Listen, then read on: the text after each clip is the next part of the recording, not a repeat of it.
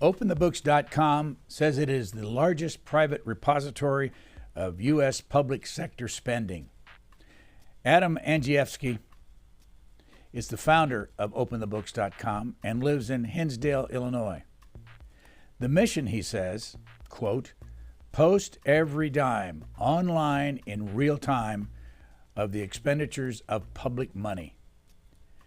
In their 2022 annual report of OpenTheBooks.com, Alexander Fraser, a Scottish professor of history, is quoted saying, "A democracy is always temporary in nature.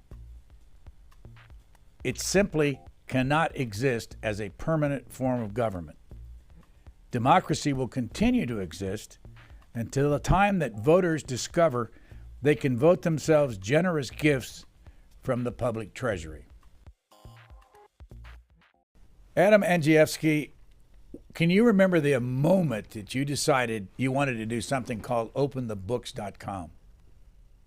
So it was 2007, and I had searched around for a big idea to affect public policy in my home state of Illinois. In Illinois, it is the Super Bowl of corruption. And so I saw what former U.S. Senator Dr. Tom Coburn was doing at the federal level, partnering across the aisle on a nonpartisan basis to open the books for the first time in history at the federal level. Obviously, he partnered with then Illinois U.S. Senator Barack Obama. This inspired my first public advocacy, my first work to do the same in Illinois. So we decided to pioneer this issue of aggressive, robust transparency first in Illinois, and then we took the mission writ large across the entire country. How many people do you have working with you? So today we've got about 35 full-time employees. Our budget is about $3.1 million on the year. So the last time we talked, Brian, was 2017. We were about half that on budget, but we had about the same size workforce. So everyone's doing a little bit better today. Thankfully, we've got a great team. They work hard every 15 minutes, and they work to the end of the task rather than the end of the day. So why are you based in Hinsdale, Illinois, and where is it? So Hinsdale is a Chicago suburb, and this is where I'm raising my family. I've got 3 teenage girls. My wife, Carrie, we're celebrating 24 years of marriage this year. So OpenTheBooks.com actually, through the pandemic, moved to a completely remote model. So you're talking to me today from my home office right here in my hometown of Hinsdale, right where I live. We're set up on a remote model. I've never met some of the journalists, for example, that have worked for us for a couple of years. We get great talent on a remote basis, and we've been actually able to create more of an impact without a physical office than we did when we were tied to the office here in Illinois. What can people find on your website? You can find nearly every dime taxed and spent at every level of government across the entire country. That's federal, state, and local. To capture that spending, over the course of the last 2 years, we filed 100,000 Freedom of Information Act requests, and we've captured nearly $20 trillion just in the past 2 years of federal, state, and local spending. Brian, we dig, we claw, and we keep digging and clawing. So how does someone file a Freedom of Information request? So you first have to identify the officer that's going to receive your request at the public body. So what we've done at OpenTheBooks.com is we've gone through 100,000 public bodies in the country, and we've compiled the electronic record of who would receive our request. This goes into our Freedom of Information Act machine, which we've coded. So a Freedom of Information Act request is simply a lawful request of a unit of government for them to produce public information that the citizen already owns. So it's a statutory process that citizens and organizations like ours follow to simply receive information we've already paid for the creation of. If I read it right, and this is just one example, the Vice President of the United States does not have to provide you with the dollar amounts that she pays people in that office? So let's just go through some of the holes at the federal level. And The first one is the Office of Vice President. She claims immunity from federal Freedom of Information Act laws. And this has been on a bipartisan basis. Mike Pence claimed immunity all the way back through the 1991, I think the 1994 memo during the Clinton administration, where the Department of Justice wrote a memo claiming that the Office of Vice President was not a federal agency and therefore not subject to the Freedom of Information Act. So we think she's the only elected official in the entire country that doesn't have to respond to, for instance, disclose her payroll information. Even members of Congress, while they're not subject to the Freedom of Information Act, they disclose their payrolls, their staffers, how much they make, how much the people on their committees make. The White House is bound every single year on July 1st to disclose their payrolls. Every single mayor, every single governor across the entire country must disclose. The Office of Vice President, one heartbeat away from the presidency, is probably the only elected official not disclosing, for example, their payroll information. Why does the president disclose it then? Mandated by Congress. So Congress passed a law mandating the White House to disclose their payroll. So, for example, just a couple of weeks ago on July 1st, the Biden administration disclosed their payroll. At openthebooks.com, we're always the first to grab that. For the last 7 years, we were first out of the blocks on oversight of the Biden administration's payroll, as we have been each of those previous years. And so we know that the Biden administration has 524 employees that work for them. And year over year, they had 46% turnover of their staff. Why so many, and how does it compare with previous administrations? Well, you got to go all the way back to 1971 during the Richard Nixon administration. So in 1970, there was 250 White House staffers. In 1971, under Nixon, it jumped to 533 staffers. That was the modern day presidential staff headcount record until the first year of the Biden administration, 560 staffers.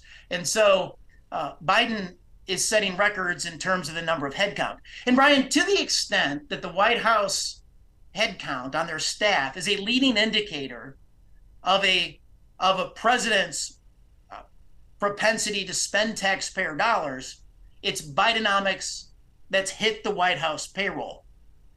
Conversely, Trump, he promised to do more with less, and he actually at the same point in his presidency has had 80 staffers fewer than what Biden has today. Let me pick just a number, because you have so many numbers on your website, and just ask you to explain it. I'm taking away from the head of this particular page on your website, top 10 takeaways. I'm going to read the first one. 103 federal agencies outside of the Department of Defense spent $2.7 billion on guns, ammunition, and military-style equipment between fiscal years 2006 and 2019. It's inflation adjusted. Nearly $1 billion was spent between fiscal years 2015 and 2019 alone. What's the point? So this is the militarization of rank and file federal agencies. And so we're the subject matter expert in this space all the way back to 2016, when former U.S. Senator Tom Coburn and I penned the editorial at the Wall Street Journal, Why Does the IRS Need Guns? And so today, incredibly, there are more federal officers with arrest and firearm authority than there are United States Marines. There's 200,000 federal officers. There's 180,000 approximately U.S. Marines. There are 27 traditional law enforcement agencies under the Department of Justice or the Department of Homeland Security that have purchased about 80% of the guns and ammunition since 2006. But you have 76 traditional paper-pushing rank and file civil or regulatory agencies that have purchased, inflation adjusted since 2006, between $400 million and $500 million, $500 million worth of guns, ammunition, and military style equipment. And one of those agencies is the Internal Revenue Service. And we've just updated the numbers post-pandemic up through the first quarter of 2023. And here's the new disclosures. Since 2006, the IRS has purchased $35 million worth of guns, ammunition, and military-style equipment. And 10 million of that has happened since the pandemic. So before the pandemic, we knew that the IRS owned, when you peek inside their gun locker, 4,500 weapons, including 600 shotguns, 500 long barrel rifles, AR-15 style Smith & Wesson rifles. Since the pandemic, they've purchased $1 million worth of AR-15 Smith & Wesson rifles, $500,000 worth of shotguns, and they have 5 million rounds of ammunition that they've stockpiled. Do they explain anywhere why they need all this? Well, they say we've reached out for comment over the years to them repeatedly, and the IRS response is that it's a dangerous world, and they deal with some of the worst actors in the world. Your drug traffickers, on narcotics, your terrorist organizations. So they say they need to match the firepower. Our position on this is that this is a blurring of the lines. The tax man should not be the law enforcement man. And I think it's time to take a look at separating the law enforcement powers from the civil authority powers. How do you set up your company, profit versus nonprofit? We're a public educational charity, so we're a nonprofit organization. Are you a 501c3 or other number? Yeah, we're a 501c3 organization, nonpartisan. We take on Democrats, we take on Republicans. We look for waste, fraud, corruption, and taxpayer abuse. So, Brian, not only do we open the books, we audit them, and the audits make national news. Does anybody care? Oh, people care. And we've chalked up some nice wins here in 2023. Give us an example. The first win that we had was right away in January with the new Republican majority in the House. For 2 years previously, we'd run a public policy campaign on a transparency in legislation promoting the 72-hour timeout to simply read the bill. It's probably 99% polling among regular people, but the politicians over the course of the last decade in Washington, D.C., Republicans and Democrats wanted nothing to do with it. We resurrected that. We ran it hard. We published at the Wall Street Journal, in my then column at Forbes, nearly every speech I gave, right on C-SPAN's Washington Journal repeatedly, every single time that the Washington, D.C. passed an omnibus or minibus spending bill. We brought this up. We got tens of thousands of petition signatures on it. And the new Republican majority instituted this rule when they took over back in January. They coupled it up with another rule as well, and that is single subject legislation. So now the bills are a lot smaller, and there's a 72-hour timeout to read them. And you saw this play out in the debt ceiling debate, where they did give 72 hours for the people, the politicians, the pundits, to tear that bill apart and give it oversight. The President of the United States, if he takes the money, gets $400,000 a year. A member of Congress, 174, and it's been that for years. But there is a new device that they're using in Congress that gets them more money that doesn't come out in that salary. Can you explain that? So, Brian, which device are you talking about for members of Congress? Yeah, there's the ability to, get money for transportation and lodging and that, the kind of money that doesn't show up in the salary. And this just happened supposedly this year. Okay, I'm unfamiliar with. I know that they gave a pay increase to their staffers, and they gave themselves more money to spend out of their legislative allotments than they had the previous years, and it was a substantial increase. But I'm not familiar with the benefits that they conferred on themselves. And I'm not surprised by it. I'm just not familiar with it. Well, let's go back to the $400,000 figure. How many people in working for the government get more than $400,000 a year? In other words, more than the President of the United States? There are hundreds of thousands. So about every other year, we come out with an oversight report called Mapping the Swamp, where we do ban the federal payroll, and we take a look at that number. And it has grown sharply on a year-over-year basis. I think the last time we did the report was probably last summer, and and over a 4-year period, the number of highly compensated federal employees making $400,000 or more than the president had jumped. I don't have all the numbers in my head in terms of that report, but I can, in terms of those making more than 100,000, that is now the average wage of a federal bureaucrat in Washington, D.C. In 103 out of the 122 federal agencies, the average pay is now six figures, $100,000 a year. One of your takeaway pages is about Dr. Anthony Fauci, and you say that in 2021 he made $456,028. Why does he make so much money compared to so many other? I mean, he makes more than the Supreme Court justices, more than the members of Congress and the Senate, and more than the President of the United States.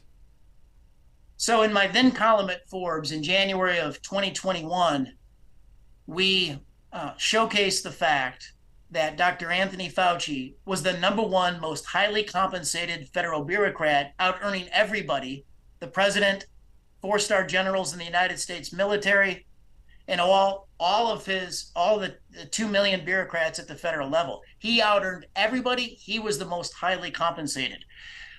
We also showcased the fact that his wife, Christine Grady, she's the chief bioethicist at Dr. Anthony Fauci's employer, the National Institutes of Health.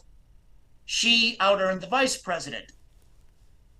We also showcased the fact that when Dr. Anthony Fauci retired, he retired on the largest federal pension in history. His retirement pension today, although it's not disclosed, it's not subject to the Freedom of Information Act, we can estimate it at about $370,000 a year. What? Now, all of this information we didn't get from the agency itself. We had to file our request with other agencies just to quantify basic information like how much he made. How do you do that? So we filed the request first with the National Institutes of Health. They ignored it. So we filed it with the Office of Personnel Management, and that's how we came up with the number. Why wouldn't the NIH, I mean, I've seen a list years ago of lots and lots of people at NIH making as much as $300,000 a year. Why will they not give you this money? Because they are a part of the federal government. Well, there was special rules for Dr. Anthony Fauci. For example, we had to file 4 federal lawsuits just to quantify basic information regarding Fauci. For instance, like his job contract, his job description, his ethical and financial disclosures. This took 4 federal lawsuits through our legal partner, Judicial Watch, just to get the basics on Fauci's employment data. And all of it, when it came in, made national news. It led to 4 congressional hearings in 2022. You'll probably remember the January hearing with U.S. Senator Roger Marshall out of Kansas. He had Fauci in the hot seat and for 3 minutes questioned him on his finances. That was Fauci's code red moment, where he melted down at the end of that questioning, calling the U.S. Senator on the hot mic a moron. He said that he misled Congress. He misled the senator and the American people. He said, my finances are fully transparent and had been for 50 some years. But Fauci knew, and U.S. Senator Roger Marshall knew, that we had been suing on the question for the previous year, and NIH had admitted to holding 1,200 pages of the Fauci financials that they had not released. We eventually got that information, and we were able to prove that the Fauci household net worth went from $7 million to $12 million during the pandemic. As you know, the highest paid, and I need you to break this down, but the highest paid individual that associated with the federal government is the guy that runs the Tennessee Valley Authority. And I think the last thing I saw was he got $9 million salary last year. The federal government started it. It's now a traded company and all that. But how does things like that work, and how much of that do you look into? Well, and the football coach at West Point made more than Fauci as well. But whether you're the head of the Tennessee Valley Authority or the head football coach at West Point, you're not paid for that. That compensation is not paid for by taxpayers. So Fauci is the most highly compensated taxpayer-paid bureaucrat. Any others that you found that we don't know about, or that you went after to get their salaries? Well, I think it's interesting that Francis Collins, he's the immediate past director of the National Institutes of Health. So it was Collins and Fauci that basically ran U.S. healthcare policy during the pandemic. Collins left NIH and he went over to the White House payroll last year in 2022, and he was making $300,000 a year. It is breaking news here on the podcast with you, Brian, that Collins then left the White House payroll. He's no longer there. There was not a press release about this. There was, I guess when Joe Biden said the pandemic is over, Collins left, but he left quietly and nobody even knew about it. We've been looking into White House payroll and have it posted on our website at openthebooks.com since the Obama administration in 2009, every single year. Nobody ever made $300,000 except for Francis Collins.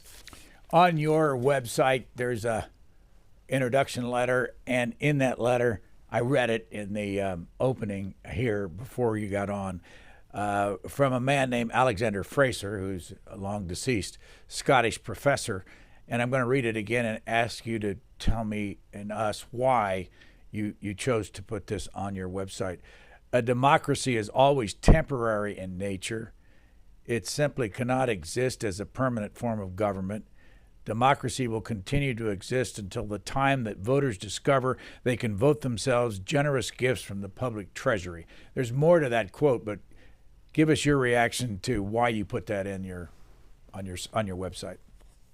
Because the average age of the world's longest and strongest civilizations since the beginning of human history is about 200 years. And Brian, here on July 4th, just a couple of weeks ago, America turned 247 years old from 1776. So the American experiment right now is cheating history. But let's take a look at the national debt, which we think is the number one threat to the long-term security of the United States. In 1980, it was less than $1 trillion.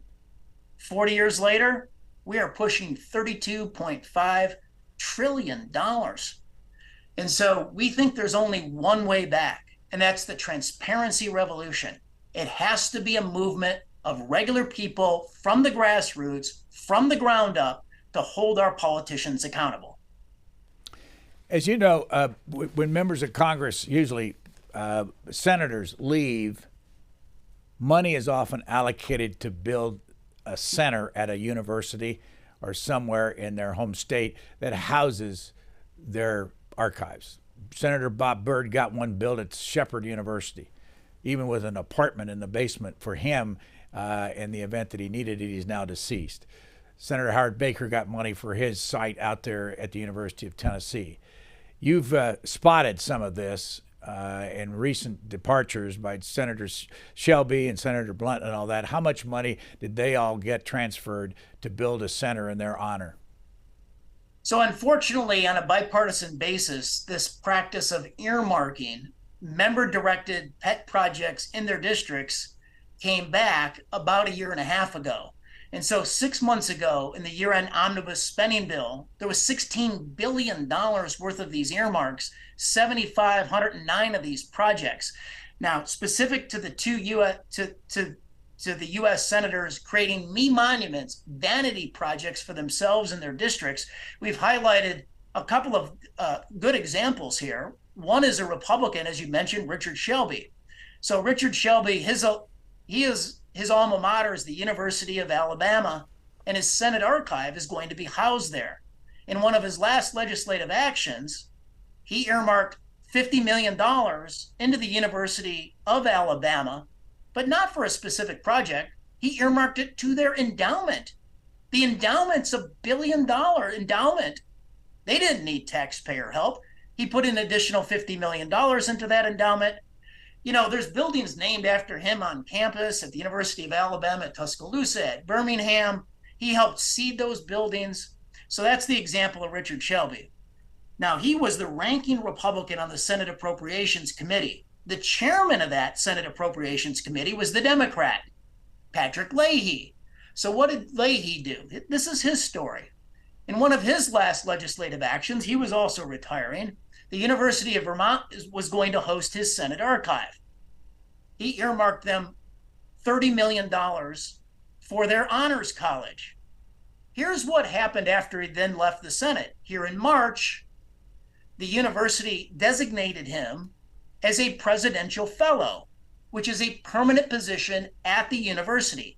Here's what happened in May. That honors college that got his $30 million earmark, they renamed it after him.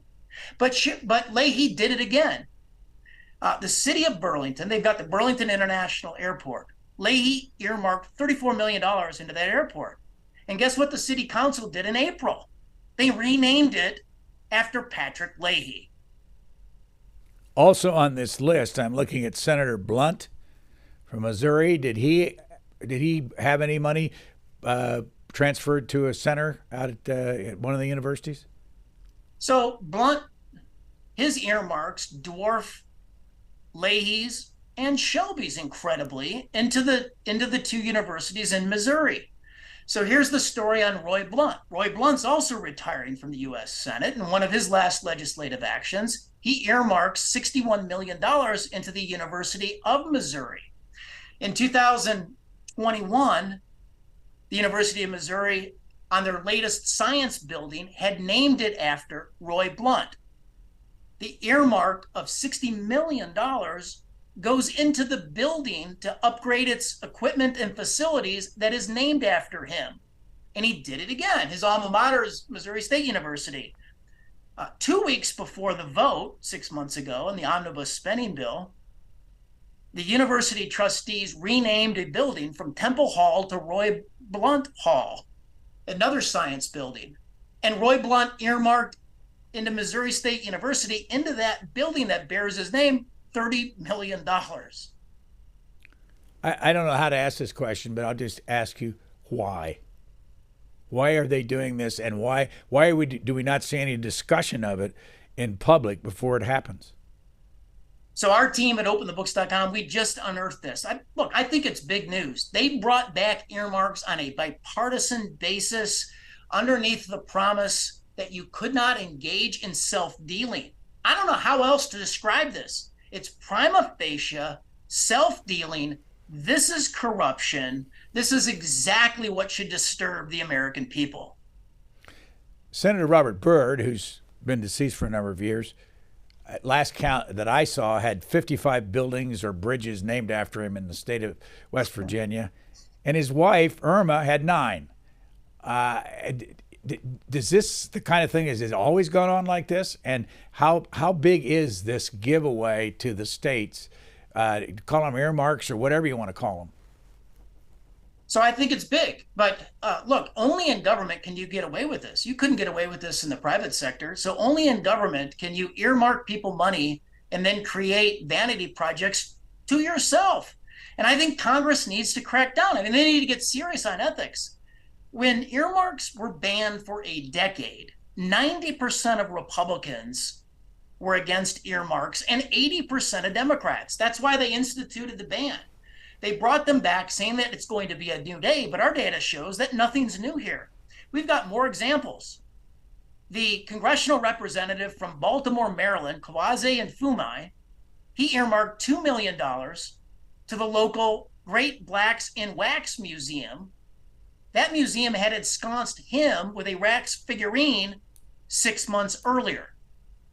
There were 4 members of the House, 1 Republican, 3 Democrats, that earmarked $6 million into institutions where their wives work. Their wives were either in executive positions or tenured professor positions. You got the retiring member of Congress, the Democrat Jim Cooper. He earmarked $2.7 million into Metro Nashville, where his brother is the mayor. Earmarks are irregular. It's fleecing, it's pork, it's the currency of corruption in Congress. So we're calling on House Speaker Kevin McCarthy. McCarthy doesn't take earmarks himself, but he let the Republicans bring back earmarks on a secret vote where 158 Republicans in January, they voted to join Pelosi Democrats to bring back this corrupt practice. We're calling on McCarthy for an up or down public vote in the well of the House to see who's in and who's out on earmarks. I would guess just from past research that the state of Alaska, on a percentage basis, probably gets more federal dollars than any other state on a percentage basis. And then I look at your list, and it shows Senator Murkowski, Lisa Murkowski, $489 million worth of earmarks. This is in addition to all the other money they get on a year-to-year basis. What's that money going to? So in Alaska, I don't have the breakdown of Murkowski's earmarks, and we got to get on that as an audit team. But I can break down another small state Republican U.S. Senator, Susan Collins, and Angus King, her Democratic independent counterpart. He caucuses with the Democrats. He's a former governor of Maine. 200 million earmarks. So they did 200 million. Susan Collins herself did 100 million. King by himself did 22 million. So you add all that up, it's a little over $300 million. But here's the rest of the story, Brian. For 2024, Collins and King have submitted requests for $1.4 billion. So the point is, this is quickly going off the rails. This practice of earmarks is quickly going off the rails. We've got all these examples from the last earmark session in the omnibus spending bill of corruption, and then everybody has seen the quote-unquote success at bringing home the bacon to their district, and they're loading up. Adam, who tracks this in the Congress? How much discussion is there? Who makes the decision that, yes, you can get your $1.4 billion or you can get your $50 billion for the University of Alabama? Well, it's a vague, often, look, it's not a transparent process. These earmarks are written in vague terms. It's not like a federal contract or a federal grant, which has a grant making agreement attached to it, which outlines specifics and priorities and clawback options on behalf of taxpayers. These earmarks, the language is loose and the process is not transparent. There's supposed to be an appropriations committee that sign off on this.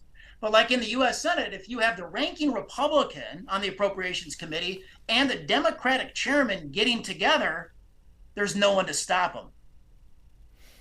You're too young to remember H.R. Gross. I'm not. He was a congressman from Iowa, and he was called the reigning curmudgeon. And he would stay in the House of Representatives every day until the sessions were over and be watchdog on. He'd read every bill. Anybody like that today? Well, we've worked very closely with U.S. Senator Joni Ernst from Iowa. So, for example, we crunched the numbers since 2017 on the U.S. taxpayer payments to the adversarial nations of China and Russia, and we came up with $1.3 billion paid to entities within those two countries. She quickly wrote a piece of legislation to help cure this problem. There's two amendments that she has submitted, which have a lot of forward momentum on the National Defense Authorization Act currently being debated in Congress. The first amendment would be to cut all payments to the Wuhan Institute of Virology. We had found additional payments into that institute that had never been disclosed before. The second amendment would be to mandate an audit on EcoHealth Alliance. They were the organization being primarily funded through federal grants, and then on pass-through grants, those dollars then flowed to the Wuhan Institute. The thinking is that EcoHealth Alliance also funded gain-of-function studies elsewhere at foreign labs around the world, and this legislation would tie all that out. And then, there's a transparency problem at the federal level, Brian, that her legislation would cure. Second and third tier grants are never disclosed. We can only go down one level on sub-tier grants. And so all of that would then be subject to transparency. We'd be able to follow the money better on a go-forward basis. Explain that. I mean, what do you mean by the different tiers, and what do you mean you can't get at the third and fourth tiers? So right now, when a federal agency makes a grant, say to EcoHealth Alliance, and EcoHealth Alliance does a sub-grant to the Wuhan Institute of Virology, that's all tracked. But if the Institute of at Wuhan, if the institute there does another sub-grant somewhere else, that's not tracked. So we have no idea where U.S. taxpayer dollars flow after the first level of sub-grant making. So are you saying that we're still giving money to Wuhan? I'm not sure what the current status of it is right now. The Ernst legislation would prevent the Department of Defense from giving any money to Wuhan on a go-forward basis. History. Senator William Proxmire, a Democrat from Wisconsin, had something called the Golden Fleece Award. And I've got a list of some of the things that he would give a golden fleece to. But before I do that, what's your knowledge of him, and what do you think of what he did? So we're privileged to quote Bill Proxmire as much as we possibly can, the good Democrat from the state of Wisconsin. I actually have his book right behind me on the shelf called The Fleecing of America, and his device to showcase waste, fraud, corruption, and abuse, the Golden Fleece Award, was named by the Washington Post in the 20th century of being the best political device that had been created.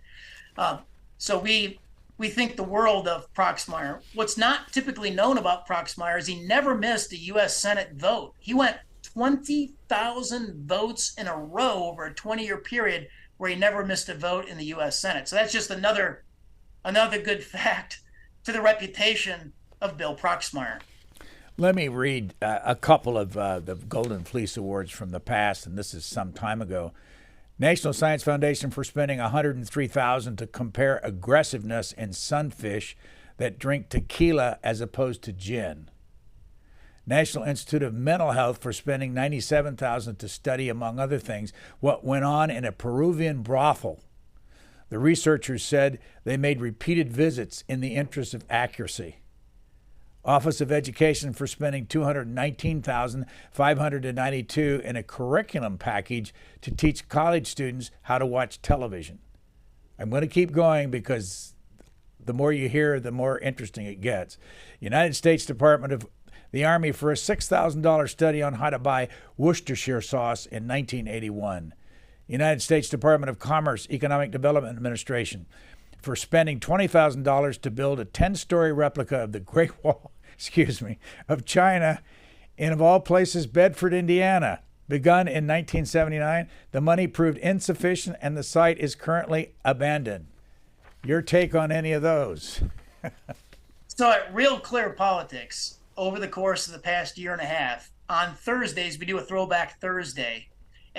We highlight a waste of the day, but on Thursdays we take a look back, and we've used virtually only Bill Proxmire's Golden Fleeces for those Thursday lookbacks. One of the other Golden Fleeces that he gave was to the FAA. In today's dollars, inflation adjusted, it'd be about $300,000, so a significant amount of money. It was a study of 442 flight attendants where they took their measurements, including when they were sitting, how far apart their knees were, and when they were standing, the length of their buttocks. More from Golden Fleece. United States Department of Defense for $3,000 to study to determine if people in the military should carry umbrellas in the rain. How does this, I don't want to sound indignant, but how in the world does this keep happening? Well, it keeps happening because something happens when you go to Washington, D.C. And so, Brian, look, here's the earmark, the only earmark that I would support. $1 million study. Let's throw it to the best Ivy League school in America on why members of Congress need to spend billions of our taxpayer money on vanity projects for themselves. Let's study their egos. Senator Inhofe also left the Senate, and he had a huge number of $510 million in earmarks. Anything you have on him and what he spent that money on? So we should do a deep dive into him, because obviously he comes from the great state of Oklahoma, and that's Tom Coburn's former state. So we do need to take a look at this much deeper. Here are some examples of earmarks that I think would drive everyone crazy listening to the program. We identified $1 million, $1 million on the macadamia nut study out of Hawaii, $3 million to turn Pittsburgh into Hollywood. We identified $3.6 million on phase 2 of the extension of the Michelle Obama Trail down in Atlanta, Georgia, where phase 1 was paid for by locally county taxpayers. Phase 2, when they brought back earmarks, is paid for by you and I. But that earmark is dwarfed by the $5 million from the Republican Byron Donalds in Naples, Florida. Naples, Florida, the average home price is $600,000, and Donalds earmarked $5 million into the Naples Septic Project Phase 2, where Phase 1 was paid for by locally and the state of Florida. Our tax dollars literally were flushed down the drain in Naples, Florida. Let me start with you. What was your background in order to even get into this? So my background is one of being a private sector entrepreneur. So in 1997, my brother and I, from scratch, from our apartments, we founded a publishing company, and over a 10-year period, we grew it to $20 million in sales with hundreds of employees. And Brian, actually, that's why I fight so hard, because here's our story. In year 1, we were upside down our entire net worth. My brother and I, we had about $100,000 between us invested in the business, and that was all the money in the world to us. At the end of year 3, we hit $1 million worth of sales, but that was the year we nearly lost the business. And but for another dime's worth of taxes, regulations, and fees, we would have been out of business in year 3. Up until year 5, we'd make a little bit. My brother would call me with a capital call, and the money would go back into the business to grow the business. In year 6, we were a $5 million company.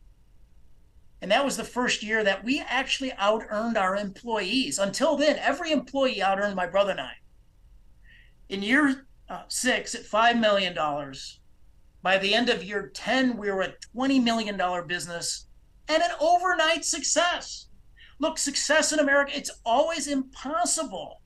But for sheer force of will, an entrepreneur is able to pull it out. We were the only ones that believed in our business.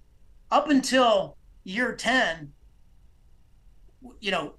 our line of credit was $25,000. Nobody believed in our business model except my brother and I. We pulled it out with our employees by sheer force of will.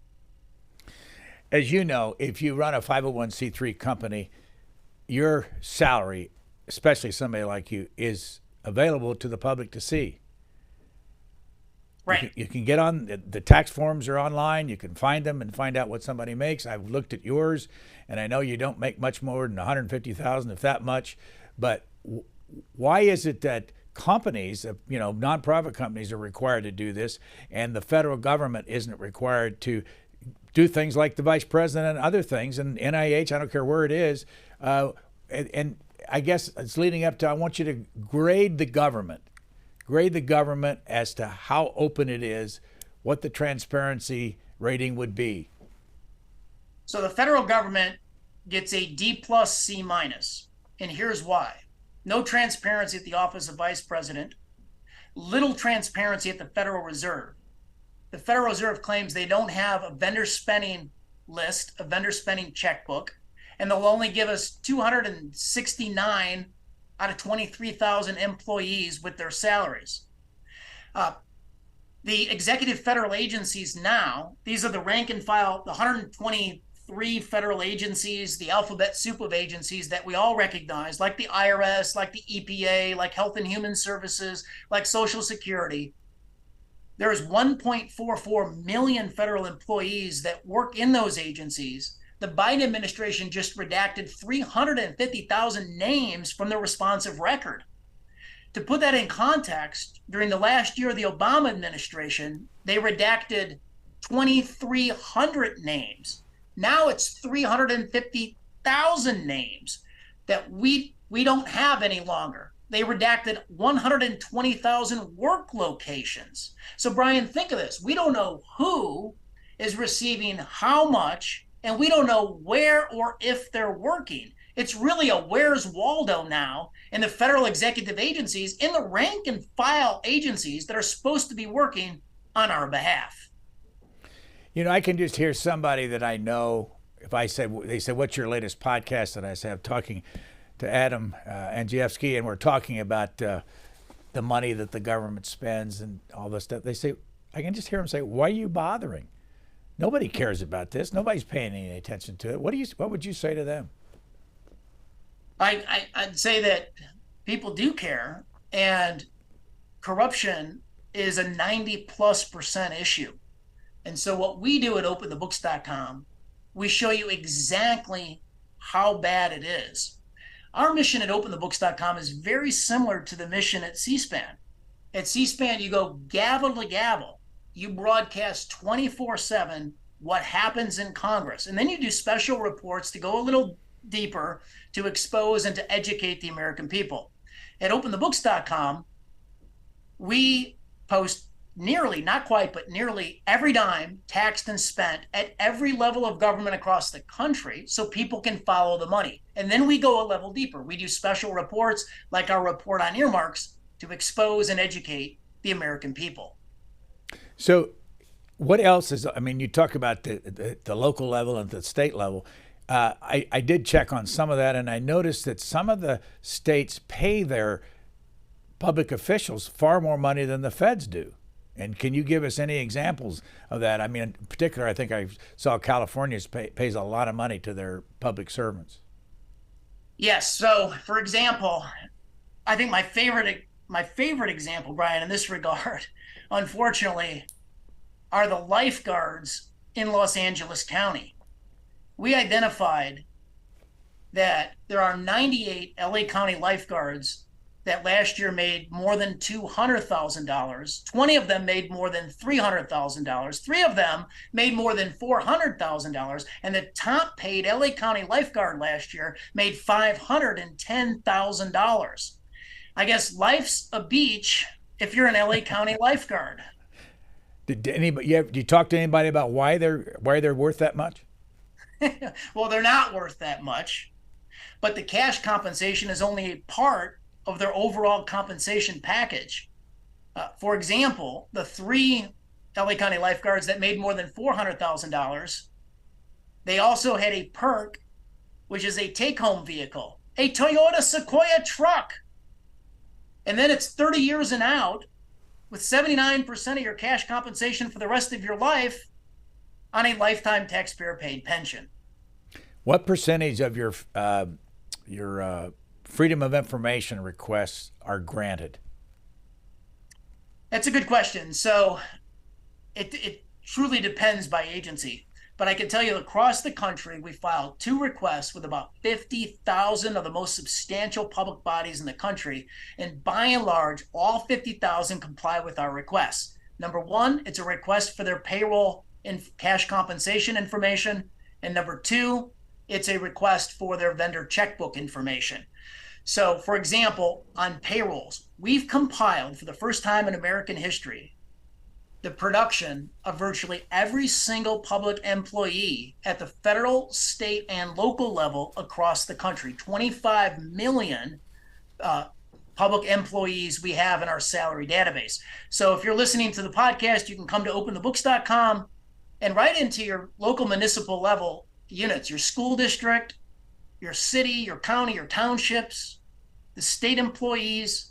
We've assembled a record of virtually every single person who works for government. Anybody ever sue you for anything? So there, about 8 years ago, we were sued for an oversight investigation in Illinois. It was in federal court. I was dismissed from the case. And then about 8 years ago, I was personally sued for an investigation that we did here in Illinois with our local junior college.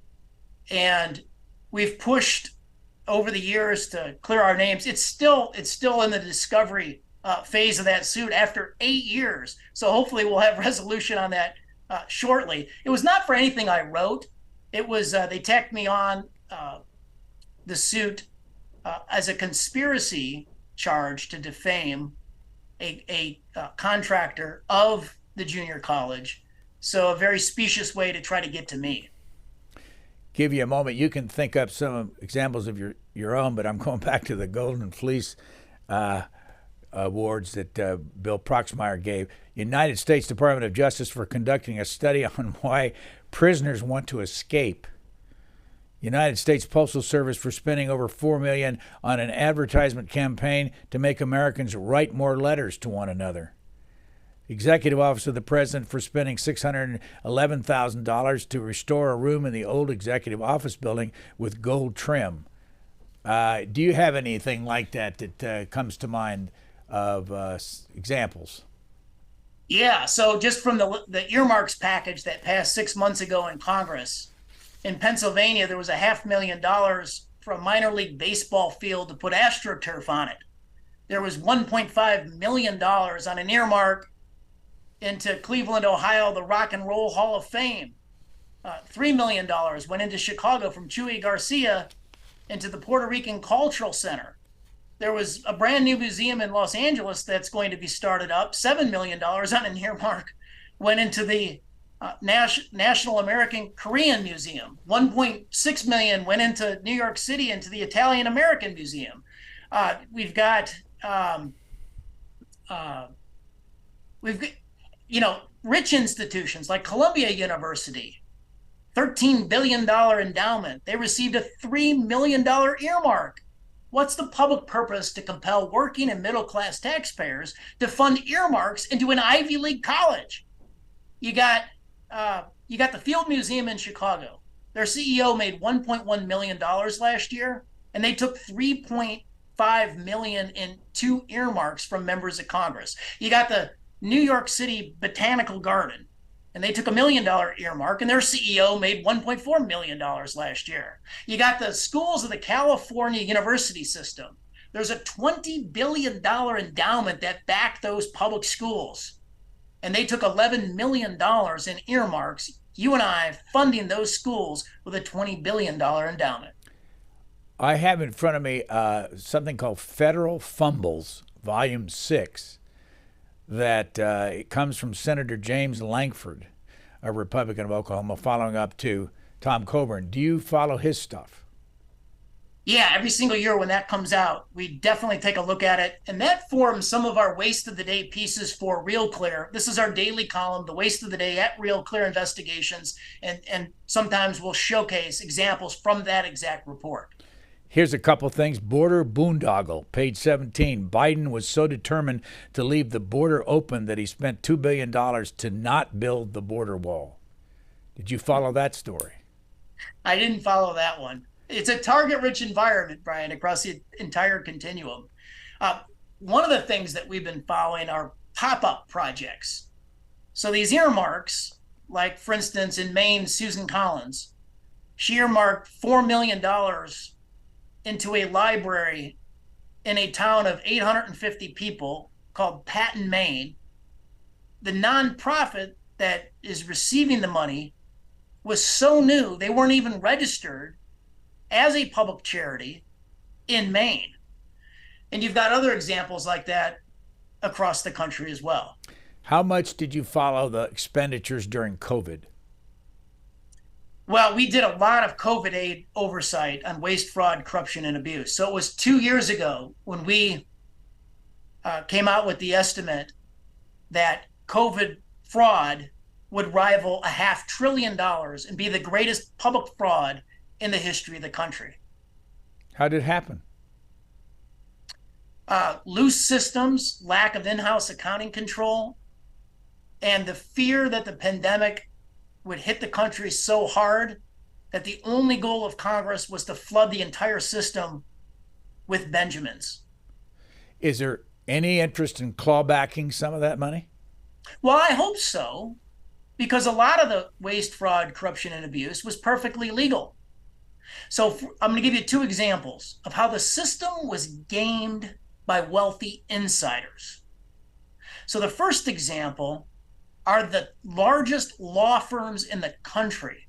126 of the top 300 largest law firms in the country.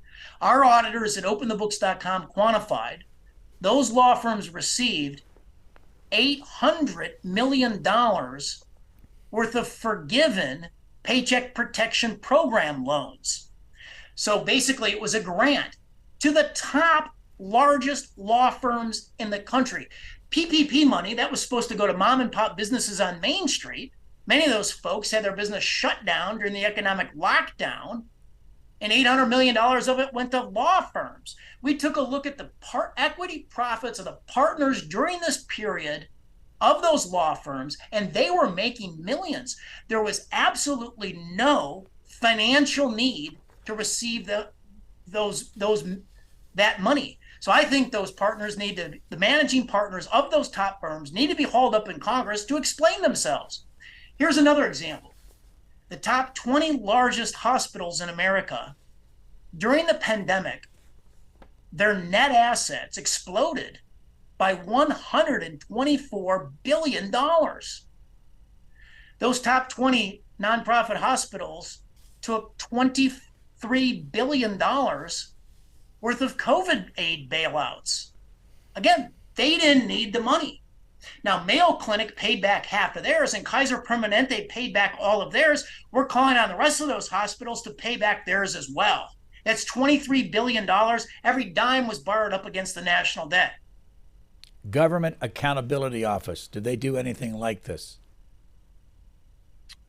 Well, the GAO, they are the federal watchdogs, and by and large, they do a good job. There are holes in their work. Earlier, we talked about the payments to Russia and China. So Congress charged the GAO with quantifying U.S. taxpayer funds into China since 2017. And they actually came up with a figure of $48 million of payments. When we did that at openthebooks.com, quantified the payments into China since 2017, we came up with 10 times as much, $490 million. And that's because we went deeper than they did. They only went with the direct grants and contracts. We went into that sub grants and contracts to tie out even more money. And obviously the Ernst legislation, as we talked about, would open up second and third tier grants as well, where even more money would be able to be tracked and followed. You told us earlier that there are 35 people working for you. Are those full-time? Yes. How do you train yourself to do the kind of work that you're doing? Well, we operate by two rules. One, the two pizza rule. If the team is larger, if the team is larger than can be fed by two pizzas, the team's too big. Here's the second rule. You got to earn the right. I read that Frank Sinatra, he didn't start out on the national stage. He started out there in the small bars where hardly anybody visited. He honed his craft in New Jersey. And then after he paid his dues, he worked out all the bugs. Eventually, he was ready to go to the national stage. And that's our story at openthebooks.com.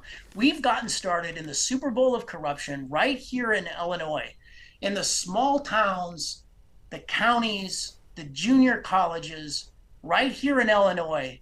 After we honed that good government model using transparency, forensic auditing, we've taken it writ large across the country. Do they all have college educations? Are they accountants? Are they paralegal types? What kind of people work for you? So it depends on the team. So we really have two teams at openthebooks.com. One is the data capture team, and that's where a majority of our employees reside, because there's about 22 of them, and they have to file 50,000 Freedom of Information Act requests, follow up with those requests, accept the production, break it open, map the production to our website, to our interactive maps, and our mobile app. So those people actually I've never taken a look at the education, but I would say most of them are college graduates. On the oversight team, that's the team I run. Everybody's a college grad. We've got great talent. We've got folks that graduated from the University of Chicago. We've got people that have MBAs from Oxford, graduate degrees, MBAs from the London School of Economics, graduate degrees from Oxford, undergraduate degrees from the University of Virginia. So it's a really talented team. How often do you add new things to your website? I would say a couple of times a week. We're going to do 700 investigations this year, up from 500 last year and 300 the previous year. So, Brian, the flywheel is spinning faster. You say you had a $3 million a year budget. Where does that money, does it come in big chunks or are they small contributions? So we have approximately 3,000 small dollar donors. But, Brian, I would say that our top 150 donors fund the majority of the enterprise. Why do they do it? They believe that transparency revolutionizes U.S. public policy and politics, just like we do. We think it's the absolute biggest idea in public policy and politics is this idea of transparency. In real time, if the people, the politicians, the press, the pundits, if we can follow the money, then we'll get better outcomes with the spending. Correct me if I'm wrong about this, but you're openthebooks.com, and if you go .org, you're not going to get your service, because I did it too many times. But even though you're a nonprofit, it's openthebooks.com. And anybody can go there, and if they want to donate, of course, there's a donate button. But do you have to pay for any access to any of your information?